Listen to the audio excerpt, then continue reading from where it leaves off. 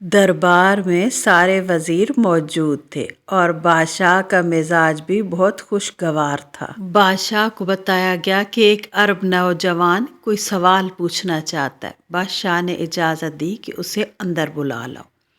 نوجوان نے آتے ہی کہا، میں یہاں پر 3 سوال پوچھنا چاہتا ہوں۔ ہے کوئی دانا شخص جو میرے ان 3 سوالوں کے جواب دے؟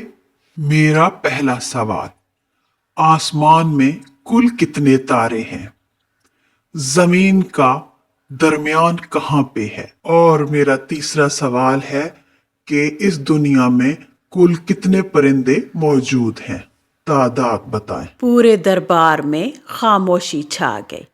بادشاہ بھی یہ تینوں سوال سن کے حیران رہ گیا۔ بادشاہ بولا، اے میرے دربار کے وزراء، کیا تم میں کوئی ایسا شخص ہے جو ان 3 سوالوں کے جواب دے؟ ایک وزیر غصے میں کھڑا ہو گیا اور بولا، اے عرب نوجوان، کیا تمہیں لگتا ہے یہ تمہارے سوال ٹھیک ہے؟ مجھے تو کسی طرح سے بھی یہ کوئی دانا سوال نہیں لگتے اور اس قابل بھی نہیں لگتے کہ ہم لوگ ان کے جواب دیتے پھریں۔ عرب نوجوان بولا، آپ کو اے وزیر لگتا ہے یہ سوال فضول ہے تو ان کے فضول ہی جواب دے دو، لیکن جواب تو دینا پڑے گا۔ بادشاہ سلامت، میں کل دوبارہ آؤں گا اور چاہوں گا کہ میرے ان 3 سوالوں کے جواب دیے جائیں۔ اور پھر وہ لڑکا وہاں سے چلا گیا۔ ایک اور وزیر اٹھا، اس نے بادشاہ کو کہا، اے بادشاہ سلامت، اگر میں جان کی امان پاؤں تو کچھ عرض کروں۔ بادشاہ نے اجازت دی تو وہ بولا، بادشاہ سلامت، بے شک ہم قابل اور دانا ہیں، لیکن ان سوالوں کے جواب دینے سے ہم قاصر ہیں۔ میں چاہتا ہوں کہ آپ ایک شخص کو بلائیں، وہ ان سوالوں کے جواب آسانی سے دے پائے گا۔ بادشاہ نے پوچھا، کیا نام ہے اس شخص کا اور وہ کہاں ملے گا؟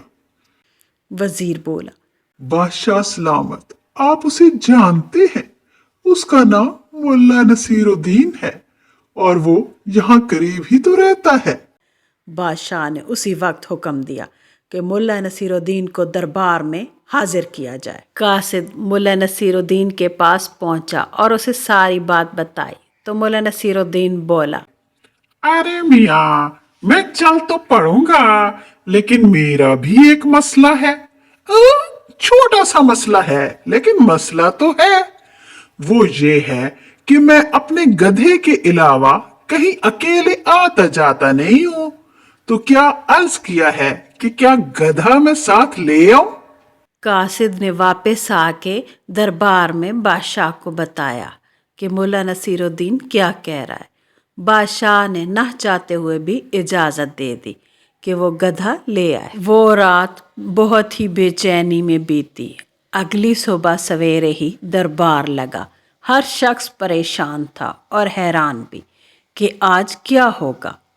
اتنے تک وہ عرب نوجوان آیا اور اس نے کہا کہ بادشاہ سلامت، کیا مجھے میرے 3 سوالوں کے جواب دیے جائیں گے؟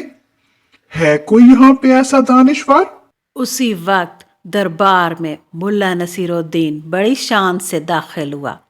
ہاتھ میں چھڑی، گدھے پہ سوار، ٹک ٹک کرتا ہوا وہ دربار میں آ پہنچا۔ جیسے ہی بادشاہ کی نظر ملا نصیر الدین پر پڑی، بادشاہ بولا، اے عرب نوجوان، تمہارے تمام سوالوں کے جواب دیے جائیں گے اور یہ تمام سوال آپ کو ملا نصیر الدین کے سامنے دہرانے پڑیں گے۔ عرب نوجوان بولا، جی بادشاہ سلامت، میں دہرائے دیتا ہوں۔ میرا پہلا سوال ہے، زمین کا درمیان کہاں پہ ہے؟ ملا نصیر الدین بڑی معصومیت سے آنکھیں گھماتے ہوئے بولے، ارے میاں، بس یہ میری چھڑی دیکھ رہے ہو؟ یہ جہاں پہ میں اسے ٹیکوں گا بس سمجھ جانا یہی زمین کا درمیان ہے۔ یہ لو، یہ جگہ ہے۔ اور کچھ؟